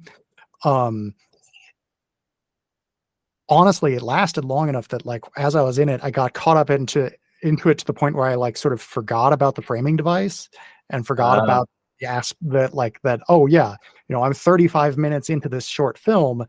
It just seems like a feature-length film, and then right, it's suddenly over, and now I'm back in this framing device. Gotcha. Whereas when they're all like around 15-20 minutes or something like that, that's long enough to really get you into the world of it, but without losing the greater context. So are the cryptids shorts approximately the same length as each other, or? Yeah, they're roughly around. Some vary. They're usually right around 14 to 15 minutes. A couple of them are knocking on the door of like 17, 18. Okay, so, but none of them are like 35 minutes long. No. No, that was basically one of the requirements when we were doing it. Was like, hey, keep it under 20 minutes for the idea for it to be cut down to 15. Because we want the movie to keep. People are going to watch five stories. We don't want them to get like, oh my god, another story. Especially if one of them isn't that great. You don't want to be like, oh man, that one sucked. How many more stories are left? I gotta get through here to get to the end credits. Yeah. But thankfully, I mean, I personally don't think any of them suck, but I do feel that they, there's a flow to them where one might be like, man, that one was heavy. And then you go to the next one, you're like, oh, okay, that one was pretty fun. And this one was like, oh, that one was weird. That one got really serious. So I think it has motion, a little bit of wavy motion to it where it keeps you going like, okay, yeah, it wasn't nothing repeats. And they feel different. Like one, even though they're all monster flicks, one feels like a slasher movie. One feels more of like a siege type film. One is like you're being hunted, and like an investigative type thing. So they all have none of them feel like repetitive, I would say. Yeah. So I'm curious, like how'd you go about like did you have an idea for a short and then you sought out a director, or did you like have a casting call for directors being like, hey, if you want to make a short movie about a cryptid, tell us your Yeah. idea? So, well, what happened was I met so many different directors during my film fest circuit with the barn that I became friends. And I told you we went through a few that we ended up parting ways. But the people that ended up staying along that made it to the final part, I joined a movie called Volumes of Blood. I'm going to say it correctly. It's not Volumes of Blood Part 2, but it is Part 2. Volumes of Blood Volumes of Blood Horror Stories. And I did a segment in there. And the DP on that film was Johnny Holt, and he made a movie called The Dooms Chapel Horror. And I thought that was a great flick, a great found footage movie. And he was really fun to work with. And I knew he had an eye for filmmaking. So he was definitely one of the people that after working with him, I told Zane that we should talk to, about doing one of these segments that, we haven't had a successful person work on. Another one was a filmmaker that made a movie called Bone Jangles that came out in maybe 2016. His stuff always looks really nice. His name is Brett DeJager. I don't think he really makes movies much anymore. He made this short a few years ago. He was one of the first ones like complete his. And he did the story of the Hopkinsville Goblins. That's another creature I forgot. So his is a really fun one.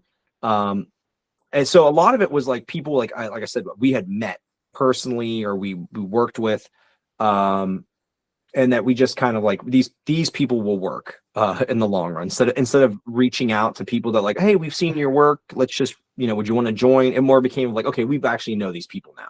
We can trust them. They're going to turn in good work. And then I did a story, Zane did a story, and then the effects guy who did most of the creature effects, he did a story too. And it was kind of one of those things of like, hey, he's like, I would like to tell a story since I'm doing all these monster things, But what got me involved, other than the fact that Zane, I saw Zane wanting to finish this film and couldn't, he just couldn't get it done, was he was telling me different ideas he had. And like we let everybody write their own stories. We just gave him specifics of like, you have to include this, it has to have this, but do whatever you want. Like this is the monsters though. Like this is the monsters we want. Now write a story that works. Right. He was telling me some ideas he had, and one of the stories was what became the Beast of Bladenborough. And I told him, I said, if you let me direct that story, I will make that segment and I will finance the rest of the film because I really like that story. And he was like, okay, yeah. So, because it was just something that I think he maybe even told me during the film festival circuit about this idea. And I really like the way that the characters were set up and the outcome of the stories played out with the creature and all this stuff. It was just a fun, I knew it was going to be a fun shoot, and it was, and we shot it in like 4 days, and it was a blast, and I'm really proud of how it turned out. That's awesome. So I think people will dig it. Yeah. So did you like offer each of the directors a specific budget and then they just made what they could with it? Or like budget wise, we supplied all the monsters that they would need, and then but a lot of the directors were just kind of you did the effects beforehand. Like sent them the creatures. They'd have to have somebody there. So now the people that were local, we went on set and we shot with them, we crewed and all that stuff. But there were some people like Billy Pond, who made Circus of the Dead. He did the Chupacabra story. He's down in Texas. Mm-hmm. So he did everything down in Texas with his Texas crew and all that. We just basically were like, here's, what we have, what we can offer. And he did all that. But yeah, it was just like, we worked with the budget we had and what we could pull off. A lot of people were like, hey, I've gone over budget, but I would like to add more. I'm just going to pitch in, we're like, oh, if you're comfortable with doing that, that's fine, because they just, at the end of the day, they want to make sure it looks good. And they, right. The goal is that this is successful enough that we can turn around and disperse more back to people, that they've put in as well. It's just one of those things of like, you fingers crossed that the money comes back. Like I had the success with the first barn, right. But that's never a guarantee, Yeah. And on the subject of distributing it and making money. You Mhm. distribute your own films, and you also distribute like other people's films. Yeah. When did you start your distribution company? Tell me a bit about all that. Yeah, so that all started because of the barn, and that's what I was telling us that it changed the barn. I mean, it really did. It changed my life. So I quit my job in 2013 to make the barn. It was one of those Okay. things where Okay. one day I decided that I told my wife, I said, look, uh, I went to school to make movies. I'm pretty much doing commercial work right now. I'm doing commercial work, but I got a good job working at the gas wells that were around here. That's not what I Okay. wanted to do, but it was paying. Oh, It so was that's paying the that's the job that you quit, was the gas wells yeah one. Okay. yeah the gas well, but it was like the important one because we have a mortgage and we have bills and stuff, and it was consistent. Of course. Um, it- I also have a a day job that pays for yeah, the yeah, mortgage. So exactly. So it was like I have to do this, but at the same time, I was like, man, I really wish I had a job that I went to school for and I paid tens of thousands of dollars for. But I was making decent income on the side doing commercial work, videography and stuff. But that's not like something I really wanted to do. It was just kind of like I have the tools to do it because I have all this equipment, and yeah. and but so one day I just decided, I said, I'm just going to make this movie before someone else makes something similar, and I hate myself for the rest of my life. Imagine if the So 2018 barn had come out before I know. Oh, yours. I know. So I told my When I I told was my wife, I interviewing said, them, and they're wondering if you ripped them off. And I know, I know. So I told my wife one day, I just said, hey, I think I'm going to quit my job and I'm going to take like all of our savings and I'm going to make this movie, but I think it's going to change our lives. Worst case scenario, everything falls apart and we're broke, we lose our house, but I don't think that's going to happen. Best case scenario is, we make all the money back plus a bunch more, we pay off our house and everything's gravy, and I just do this forever. About I don't know, out of that 30-day shoot, at the end of that 30-day shoot, we had about let's say half the movie was shot. The budget was gone, and I was ready to kill myself. That's the way I felt. And thankfully, because of people like Zane and the cast members all kind of rallying around me, we all came back together and found beneficial ways to fix the movie and do it without the money, the funds I had at the time, and make it work. But because I told you I was in such a dire situation, I couldn't just give the movie away to the distributor. I was like, I have this is like life or death for me right now. So because I was at that point where I was like, well, I spent the money, I did all the things that I said could be negative to my wife, and now they've happened. Well, I really need that positive. So after, like I said, I had these conversations with a bunch of distributors, and one of them was like, dude, you're hustling it more than I've ever seen anybody hustle a movie. There's nothing I can do for you. Honestly, you should just go sell this yourself. And I started thinking, I'm like, I should just sell this myself. Like, what do I need somebody else for?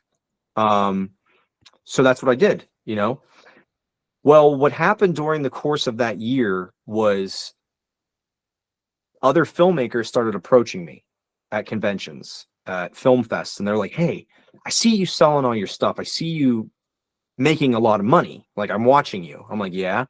Would you sell my movie? I'm like, no, I'm not a distributor.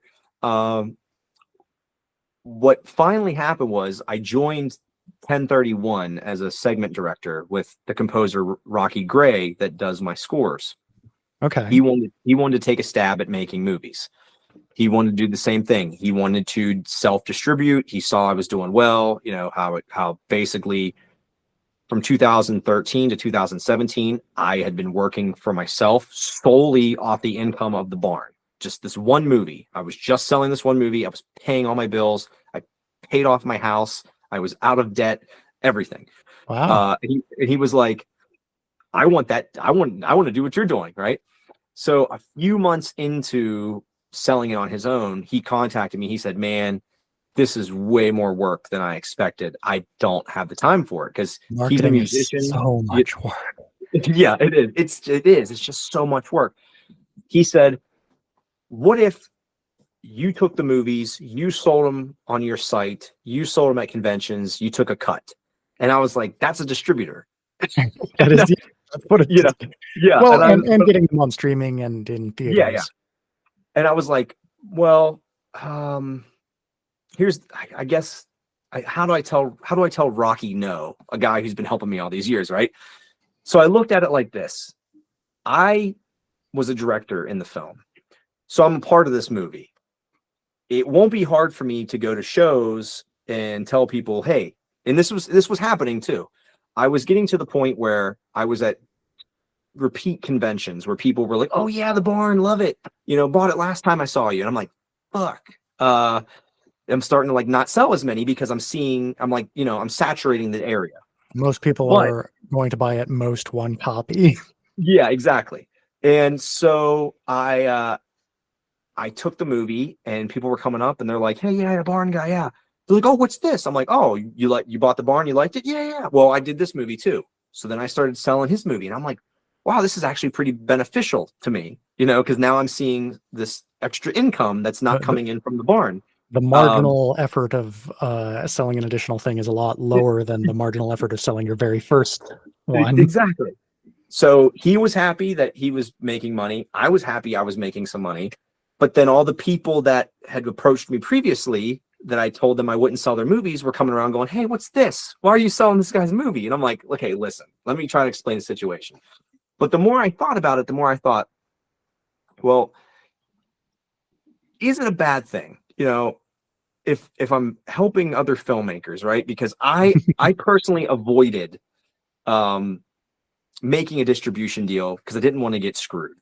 I am a filmmaker and I have no intentions of screwing anybody. So I started with some people that were very close to me of like, I will put your movie out. We'll see how it goes. So I picked up maybe 2 or 3 movies, but there was one movie I was really looking for that really inspired me to keep the nostalgia of the Barn looking like a retro film. And it was a movie called The Sleeper. And it came out in 2012. And little did I know that the director had actually released the film on his own, because I saw it in Fangoria magazine. I saw it on all these different sites. I had no idea. He was doing basically what I did with the Barn. So I tracked this guy down and I told him, I said, I'm a huge fan of your movie. I said, did you ever sell the rights to anybody? And he said, no. He said, I still have the rights. I only sold it overseas. He said, but as far as the US goes, I have them. He said, it just wasn't a big seller like I expected. So I'm just kind of soured by the experience. I said, well, dude, I loved it. I said, I had so many people when I was getting ready to make my movie tell me that I should make it a current film and not make it an 80s throwback. I said, but I was like, no, dude. I said, there's this other dude in Columbus, Ohio. He just put this movie out called The Sleeper. I said, it takes place in the 80s. It looks like an 80s film. I said, he's selling it. I said, no, there's a market for it. I'm going to stick to my guns. I said, you're the reason why I did that. He was like, oh, that's really cool. So we talked for a few hours. And by the time it was done, he was like, look, man, he goes, you sound really cool. He's like, you sound like somebody I could trust. He said, this movie's just sitting on a hard drive. It's been sitting on there for years. You might as well just take it and try to do something with it. Okay. So I put out a beautiful release for this movie. I had no idea how many people knew about this film. When I put out The Sleeper, I got so many emails and messages being like, oh my God, you put out The Sleeper? Like, so you're like a legit company now. And I'm like, well, I'm trying to be, but I didn't realize. After that, it was just kind of like email after email after email with different people wanting to work with me, to the point where I found other partners to get involved with the company, to be like, I can't just do this on my own, and that was in 2017, 18. And, now we're in 2023. And we've had titles come and go depending, because like we were starting out in the beginning where it was like, hey, 2-year deal. We don't know how long this thing's going to last. We're not going to rope you into a 10-year agreement, and have your movie wrapped up. Like, we'll do 2 years and see how it goes. So some of these movies from the beginning, have extended their contract like 3 times, 4 times now, just because of how well it's gone. But I have a really good rapport. My whole team has a really good rapport with the filmmakers. I tell people we only work with people that, one, we feel passionate about the film, we like the individuals because you're coming into you're coming into the family. You know what I mean? Yeah. Myself, I run tables. Other filmmakers that we pick up run tables depending on what cities conventions are happening in. So we all work together as like a tight knit group. I mean, it's really good. And I tell people, I said, I'm not some dude behind a table, you're not, or a desk, an email that, you're going to send you can't find, I was like, we always send our sales reports. You always get paid when money's due. I said, and my face is out there. You could find me at a convention. I'm there. Like, I'm not going to ruin my name because I'm an active filmmaker, So Right. I have a lot to lose by being a bad guy, but I have no interest in being a bad guy because I had no interest in being a distributor. It Right. kind of fell. Yeah, it just kind of fell into my lap and it's worked out, and I've made really good relationships. So much so that there's probably at least, oh man, 5 or 6 people that I sell their films that appear as cameos with like talking parts in The Barn Part 2. Oh, That nice. yeah, that we've just became like really good friends. So it's been awesome, just Yeah. having the filmmaking role and the distribution role, and it's cool. And I tell this to anybody that's listening, thank you to anybody that purchases and supports physical media, because this is what keeps, and you can't see my room, obviously. There's just rows and rows of discs here, and VHS too, which is crazy. But every movie we sell, it goes back to the filmmaker. The splits, they go back to the filmmaker and to us, but it keeps us all making movies, and we'll be at conventions and people will come up and they'll ask us, they'll be like, oh, can you watch this anywhere for free? And it'll be a movie that just came out, like literally like in this last month, and I'll tell them, I'll say, it's not yet. And sometimes, depending on what the release is, it might be out in like 2 or 3 months. But I'll tell them, I'll say, but if you bought one Blu-ray for $20, it'd be the equivalent of probably about 20,000 streams of that movie being watched that we could have right now. So I tell anybody, if you want to support indie, you want to see people continue making indie films or any of the kind of films that you see on Scream Team, purchase the movies. Purchase directly from the site. We sell through Amazon. We sell through, FYE, Walmart, Barnes and Noble, Target, all that stuff. But they take huge cuts. Yeah. I mean, you can get them wherever you want, where you see the movies. But if you want to make sure your money's getting the most bang for its buck and going directly to the filmmakers, Scream Team Releasing is the place to go. Yeah, I used to sell things. I make tabletop games. That's my side business. Nice. So, here, I've got one in hand that I can grab. Yeah, here. Fear of the Unknown. Oh. It's a role-playing game inspired by like 80s horror movies. Oh, so, nice. So that's an actual board game? It's a role-playing game. Okay. This physical product is a book. Okay. Yeah, it's a role-playing game. It's like this is to 80s slasher movies as like Dungeons and Dragons is to fantasy novels like Lord of the Rings. Oh, that's sweet. Yeah, that's pretty awesome. Thank you. When did you put that out? That was released just this last January. Cool. Now, where if I was interested in getting that, where would I get it? fearoftheunknownrpg.com. Okay, that's your plug time. Let me write this down. Yeah, fearoftheunknownrpg.com. I couldn't get fearoftheunknown.com, but that's being squatted. But yeah, I've been publishing RPGs and board games and card games and stuff like that since 2012, and I used to do, like you were saying, selling things in retail through selling to like a consolidator who sells to distributors who sells to retail stores, and just they took such a large margin that I don't anymore. I have like one thing that I sell through these days.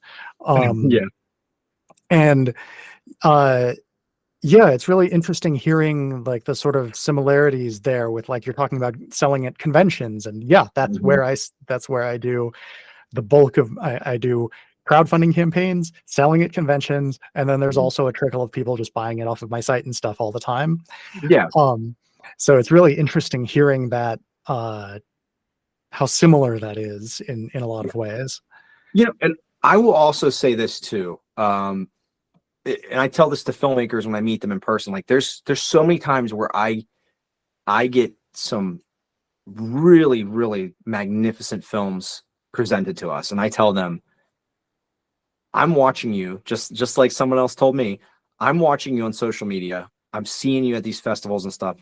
Your movie sells itself. You don't need us. You have the gusto, the hustle to make this something, you know? As much as that sounds like a really dumb move for a business person, that's the filmmaker in me that wants them to succeed, you know? And that's nothing against to anybody else I work with. Just sometimes there are people that are so driven by the creative side that once the project's done, they have no interest in the business side of it, and they don't even know how to function the business side. Making the piece of art and selling the piece of art are two completely different skills. Exactly. Yeah. So I tell filmmakers all the time, I'm like, you know, if you've got both sides to that, use it to your advantage, because you don't always need a middle person. And that's technically what I am, is a middle person, you know. I help you. But I have no problems telling people, like, man, do this on your own, because you're already doing it, you know. As much as I would love to sit there and collect some of that sweet money that I know your project could bring in, I would rather see you make it, because I've been in those shoes, you know what I mean? From my point of view, or from my personal situation, I'm not especially great at the marketing aspect of it. I just refuse to give up any control. Yeah. No, that's another thing too. I mean, I kind of feel the same way when it came time to give it up, because that's, you know, when I was talking to people and they were saying, like, I've seen all the marketing you're doing, like, there's no way we could do the amount of stuff you've already done. And I was kind of like, well, that kind of blows, because I've busted my ass to do this, you know, and if you're not going to do anything, then what's the point, you know? Right. But yeah, no, it's definitely two different worlds, you know, and some people have it, some people don't, and there's nothing against them, but I definitely do meet a lot of people, and I turn down a lot of great films because of that. Because and then the other side of that is I see those exact same great films sign with really bad distribution companies, and I go, oh damn, I should have just took it. So because I would at least made the money and paid them. I've heard from having interviewed a fair number of filmmakers now at this point, I have heard a lot of horror stories about distributors. And nobody else that I've interviewed has taken that lesson and gone, and so I will become my own distributor. Or else they're doing some really very modern thing, like running a Patreon, and the way you watch their movies is you back their Patreon. But instead, the thing that I've heard definitely, like, the most frequently is Film Hub. Yeah, that's definitely, Film Hub has become like the new Distributor, because Distributor was like this big thing years ago that was great and everybody was doing it, and then Distributor like stole everybody's money. Do you remember this whole thing? Oh no, I'm not familiar with this story. Yeah. So just, I mean, maybe this had to been pre-pandemic. Distributor, it was one of the places I was looking at for doing my digital rights for the barn. Everybody was telling me, go to this place, they pay out, they'll get you on these platforms. And about the time I was getting ready to deliver it, some of my friends were saying, hey man, maybe you shouldn't do Distributor, because I haven't got my payments, I haven't seen reports. And I'm like, you told me to sign up for this. And they're like, yeah, that was like a year ago. Things have changed. And I'm like, how did it change, you know, that drastically? I was lucky enough that even though I paid, I never uploaded anything or any of that. So I was able to get my money back. But there were so many red flags. You had to pay them? Yeah. So you pay them, I think it was like $400. And then they got you on all these platforms. It was like iTunes, Amazon. I don't even think Tubi was a thing at the time, but it was like, I mean, this was back in 2016, 2017. And it was like, they're going to pitch it. They're going to pitch it to Netflix. They're going to pitch it to whatever, you know, Hulu, a bunch of BS is what it was. But then the company started falling apart, and they just never sent people their money. So I know so many filmmakers, even people that I represent, that I only had their physical rights, that they were telling me like, man, I was owed like $150,000 in revenue that I never got from my rentals on streaming services because they could see the reporting. So I know a lot of people in the beginning that I've talked to were leery about Film Hub, but so far it's been, people have been saying like it's legit. They're seeing money. That's not who we use for our services because like we have direct connections. Right. But if I didn't have connections to all the places I do, that's definitely a place that I would be looking at myself. So, I mean, I can't vouch for them or, right. against them, but I haven't heard anything negative yet, like I did about Distributor. So that's good. That's a positive thing for indie people in general. Yeah. Although that is quite the cautionary tale of Distributor that. Yeah, you should look it up. Like, I can't remember what the parent company was called, but yeah, it all fell apart. And like, man, there were so many people like looking for the heads of the company. Yeah, it looks like they were independent, and then they got bought by Indiegogo, and then they got bought by Digi Worldwide. Yeah, Digi Worldwide. Yeah. It was a big mess. Go digital. I actually. So I signed with a company that didn't disclose to me that they used Digi Worldwide, which is the parent company. Okay. So I never saw any of my first 2 years worth of revenue for the barn. So that's my tale of getting screwed out of money. 2 years? Jeez. 2 years of revenue, yeah. So my digital, I lost like my premier, like, what would have been like my premier cash flow coming in for my digital release was all stolen. And this is before my company had access to digital. We were, for the first like 2 or 3 years, we were only physical. It was probably just the last 2.5 years we got into the digital side of things. So yeah, so that's a bummer for me because even though I was warned about Distributor, I was able to avoid it, get my money back and avoid it. But then I signed with another company that didn't openly tell me they were working with the people of Distributor. So yeah, that's a bummer. So Distributor still got me. Oh man. Yeah, that's crazy. Yeah. I have a confession to make, which is that I do pretty much entirely stream movies. I don't own, I own, when it comes to books, I own physical media, but when it comes to movies, I stream them. Listen, I am a physical collector of certain things, but I do not hoard physical collection like I used to. Early 2000s me probably had a video store worth of VHS and DVDs. Wow. 2023 me does not. But I also have kids now. The convenience of streaming, has affected all of us, I think. But I will tell you, when a title comes out that I maybe was from the 90s or 80s that hasn't had a proper release, I buy it. But I could probably fit most of my movies on a few shelves at this point because I like liquidated, But that's why I tell people, like, I take no offense to streamers. If people are watching the movies legally, that's fucking awesome. Illegally, go fuck yourselves. But because that doesn't help us whatsoever.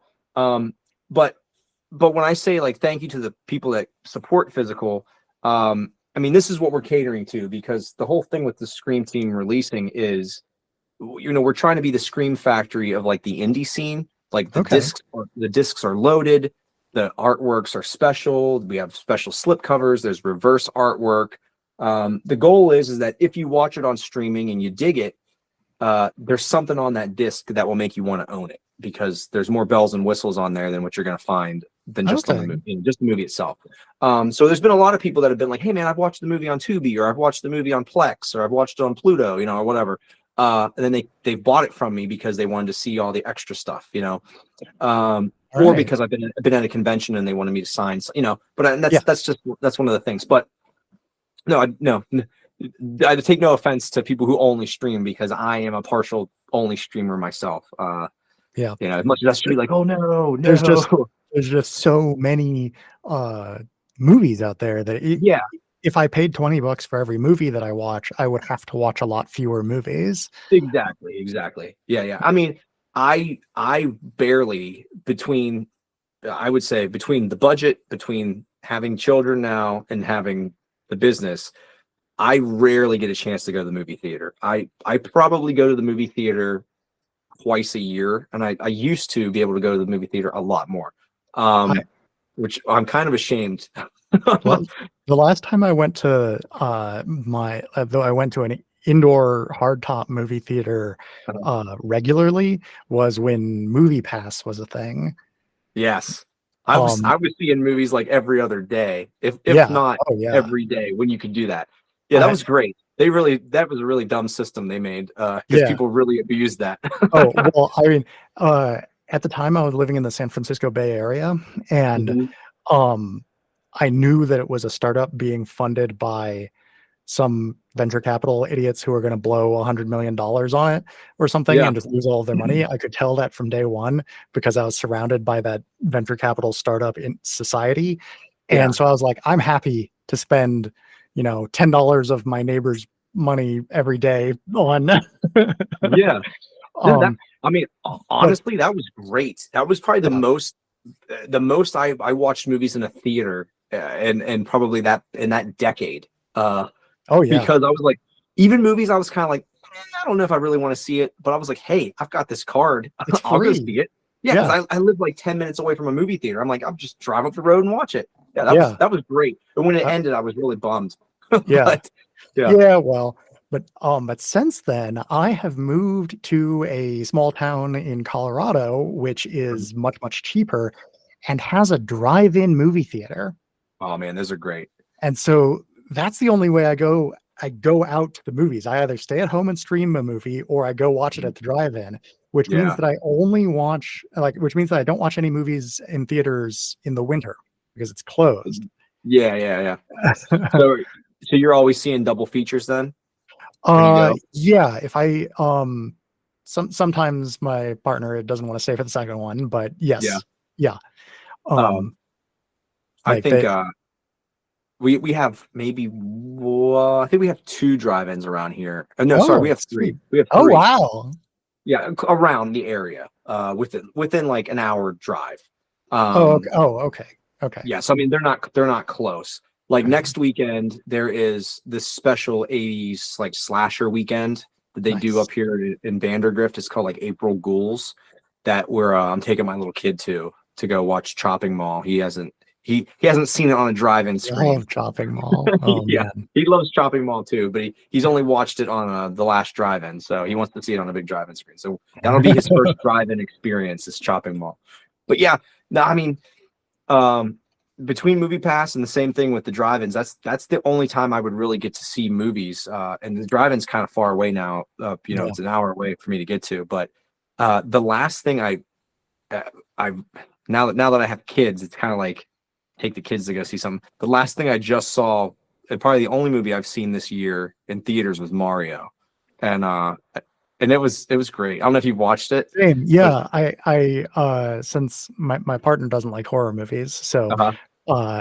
uh next week I'm probably going to go to the double feature of Evil Dead Rise and Cocaine Oh, Bear on my oh, own. okay. But Oh, we watched the Mario and Champions as the double feature, and ooh, then the next night we have our weekly movie night with friends who live in a different state that we do through streaming stuff. yeah. Yeah, and we watched the original uh, Mario movie. Um, Oh, okay. Oh, like from, the '90s movie. yeah, the 1993 version. Yeah. Uh, and so yeah, that was yeah. It's Yeah. interesting watching, like you were talking about throwing money at a problem and not being able to do that. And the Mario movie seemed like just nonstop throw money at it. Like Yeah. we need visually interesting things to be happening 100% of the time because that's like the thing it had going for it, really. Yeah. And so just I can't imagine how expensive every minute of that movie was to produce. No, man, I haven't. And you're talking about what was it? The 1990 movie. Oh no, I was saying that the modern CGI version of it looked incredibly expensive. Oh yeah, I thought you were talking about. Oh no. The 90s one had great like set and production design and stuff. The live action stuff, but it didn't look super expensive. Yeah, I was say that new one, the new movie, you can tell it's definitely catered towards kids watching YouTube stuff. Like there is something. I mean, it doesn't stop, which to me was breakneck fun. pace the entire time. Yeah, I mean, it was over like in a heartbeat. But my kids loved it, and I usually walk away from watching kids movies going like, yeah, it was all right. Like I saw Puss in Boots. I really like Puss in Boots. That was cool. I've watched a lot of kids movies in the movies theater recently, but Mario, I was like, yeah, that was definitely a movie I would go back and I'd watch again on the big screen. You know, if they played at the drive-in, I'd take them again to go see it. But yeah, you know, I think to go back to I wish I had more involvement doing the physical and movies than what I've been supporting. But I watch a lot from home. I stream a lot. That's about the only time I get a chance is late at night. I go through my apps and I start watching stuff. Do the Scream team releasing films wind up in theaters? A couple of them have, yeah. And that's something we're working on. That's kind of prior to my involvement, but that's usually like the movies themselves. We're working on things right now. There's talks for some titles. I can't really get into certain things, but making the right connections right now to do that for future stuff, and hopefully for future releases too with other films. Nice. Not just our own productions. Yeah. So we've been talking for quite a while at this point. It's coming up on 2 hours, I believe. Yeah. And I feel like we could keep talking for an arbitrarily long amount of time. Probably. But I don't want to keep you all evening. But I do have one question I definitely want to ask before we sign off. Which is, where do you see the future of independent film going?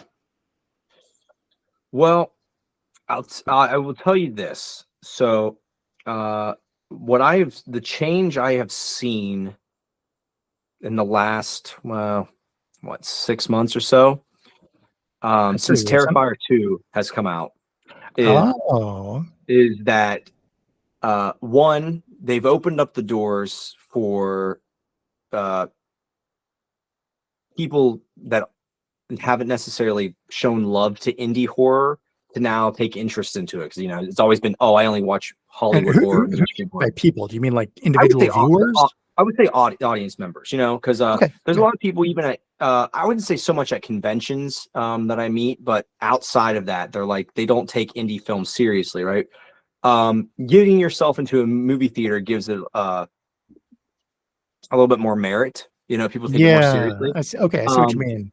I only really talk to fellow indie movie geeks, and so I think what I'm seeing now, though, which is like, it's great because, like, you know, Terrifier 2 got into theaters. That Winnie the Pooh movie got into theaters. That was Winnie the Pooh, Blood and Honey. That's right. Yes. What I'm now seeing, though, is that every indie filmmaker is starting to think that their movie deserves to be in theaters.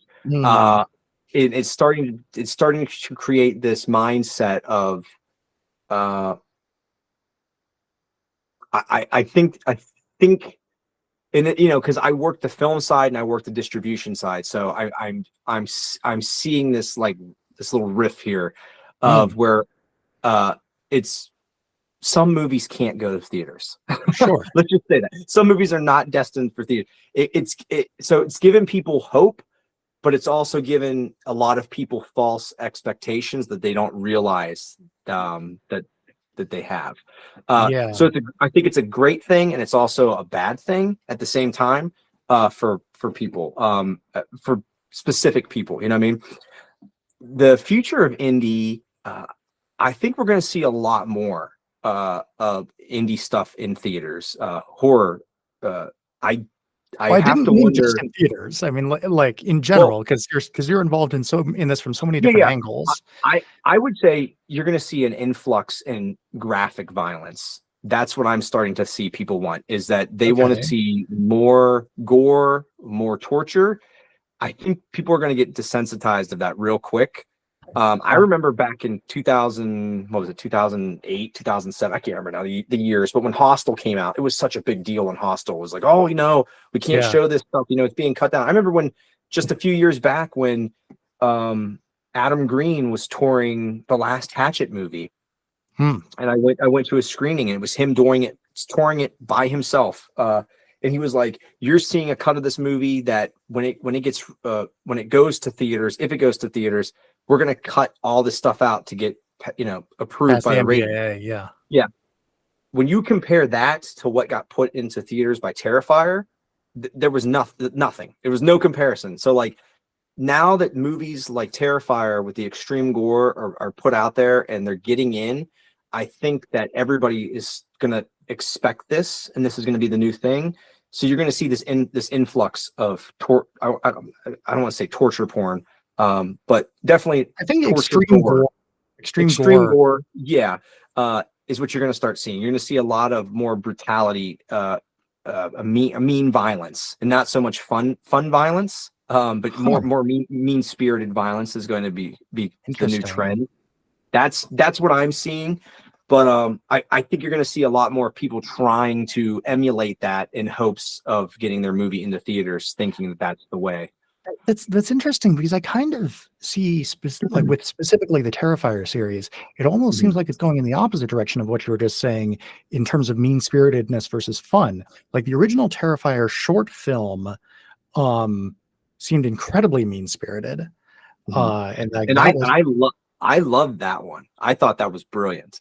Oh, I mean, it was amazing, Yeah. but it was also incredibly cruel and Yeah. bizarrely misogynistic. Like, Yeah. that part, that aspect has always confused me. It seemed almost incongruous with the rest of the characterization of Art. Yeah.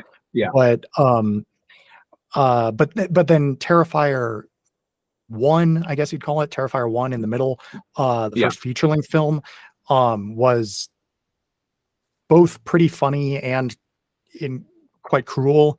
And now Terrifier 2, while being the goriest of any of them, and Yeah. the most horrifying in terms of just like the visuals of the violence and all that, Yeah. is also the funniest one. Yeah, I can definitely see that. I can definitely see the funniest parts of it.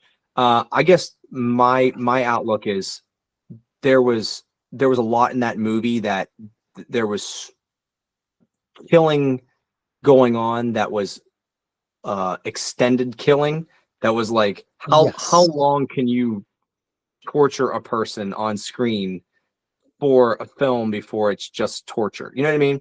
And that's what I mean by mean spirited, like especially the woman in the bedroom being with her skin ripped off and salt put on. Like that was like the and it does become funny. That's the scene in the movie. That's the movie. Is that one scene?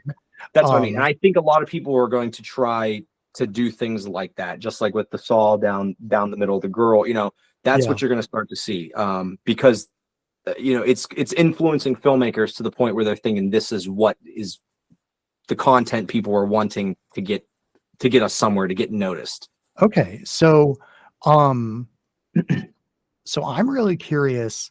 It sounds like you're seeing filmmakers think that is what they should be doing. Is that what you think the audience is actually looking for? Or I don't what's personally, your opinion? So I don't personally know. Like I like watching that stuff to a degree. But I will come right out and say it's not my cup of tea. Like it's not something I revisit often. You know what I mean? Like I would put it this way, it's not my jam. That's the way I put it. But like I'm a huge fan. I was a huge fan of the short Terrifier. Okay. But I thought it was just enough of a violence to make me shocking, to where it didn't make me go like, oh, this is starting to make me feel a little sick. Like, like I'm watching too much violence. But I will say from the distribution side, I'm getting hit up a lot of people with ideas of things that is very much like that. And you know, it's hard. I can't divulge in Of course, I'm not asking you to tell me things. about any like specific but it's one. it's also talks with people at, you know, other filmmakers at conventions or film fests, and upcoming films that people are potentially working on or looking for funding. And it's a lot of behind the scenes talks of what is marketable right now. I will tell you that I have a film that we just recently put out on the site called Back Road.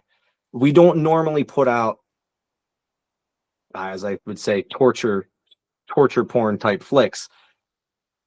People would ask us all the time, what's the goriest, nastiest film you have in your catalog? And we're like, we really don't have that. That's not really what we put out. Ours are more of like fun, fun slashers, spoofs, you know, horror comedy. I don't actually see that one on your site.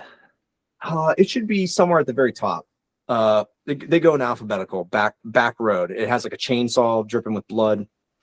Oh, I just couldn't read the text. Yes, I do see it. So that one has been one of our best-selling movies in the past year. It's done phenomenal overseas, specifically in Germany. So I know that that's something that we should be picking up more, because people want that kind of content. I just don't know if it's the kind of content we want to be necessarily associated with all of our films. Understandable. It's nice to have it in the catalog, you know, because it does sell. Yeah.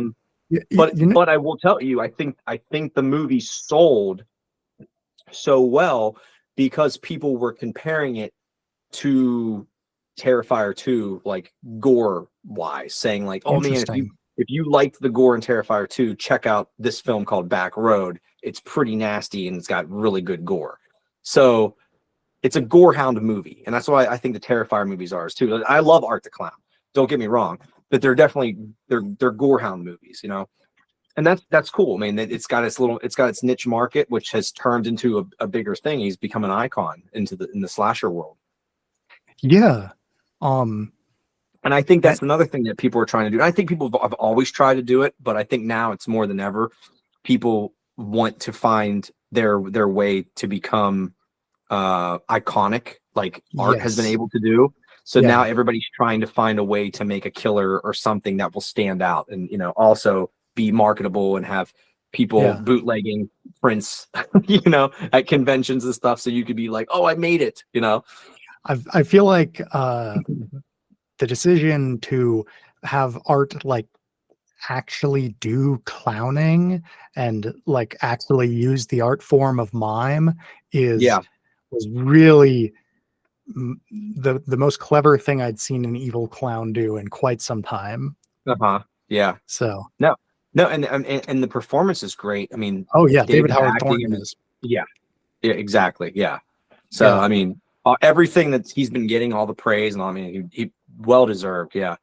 I mean, no, that's what I'm saying. Like, they've done a great job. I mean, and it's like I said, it's awesome. Like, I think we all wish that we would have the moment they've had, but I think now you're going to see an influx of filmmakers that are thinking that it's possible for everybody, and it's not gonna be possible for everybody, you know. Like it's like getting the winning lottery ticket, you know. Those guys lucked out because they have a cool story, great looking, you know, film, great effects, great actors, you know. It just, everything lined up, and you know, they did a good job, like just creating that you know, in right time too. He took his time and put it out at the right time, because if he would try to put that movie out years ago, you know, specifically part 2, there's no way it would have got played. Like, just going back to, I was telling you about Adam Green, that, you know, that was probably 2018. I want to say I saw Hatchet, and that wasn't playing in theaters because of the content. So like, it's funny how it also, I don't think it would have been possible to make Terrifier 2 a few years ago. Just like technologically, like, do you know much about how they filmed that scene? No, I don't know. They made the most that scene has the most clever use of CGI that I've seen in a horror movie in like 20 years.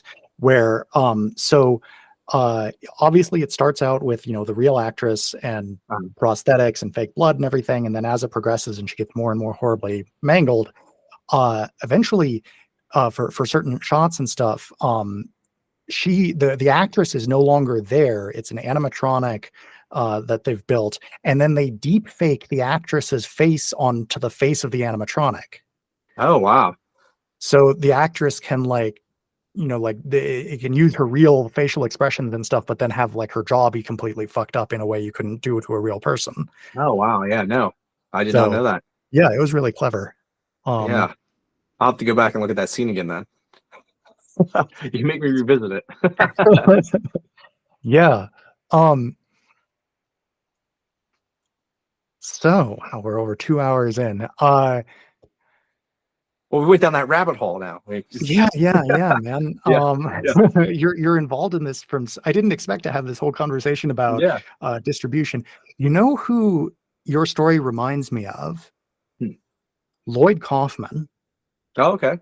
From Trauma, where they made they made a few movies, and then they made Toxic Avenger, which was a big enough success that they wanted to do their own distribution for it, and then they started distributing other people's stuff too, and made success that way as an independent distributor and producer. Yeah, Lloyd, he was actually out here. He was in The Barn Part 2. Oh, cool. He played the town mayor. He came out to the soundstage, and he was awesome. That was pre-pandemic. But we were talking about all that stuff at the time, and it was giving me insight into distribution and all that. But he was a great dude to have here. Definitely one of the most I would say characters I've ever met in my life.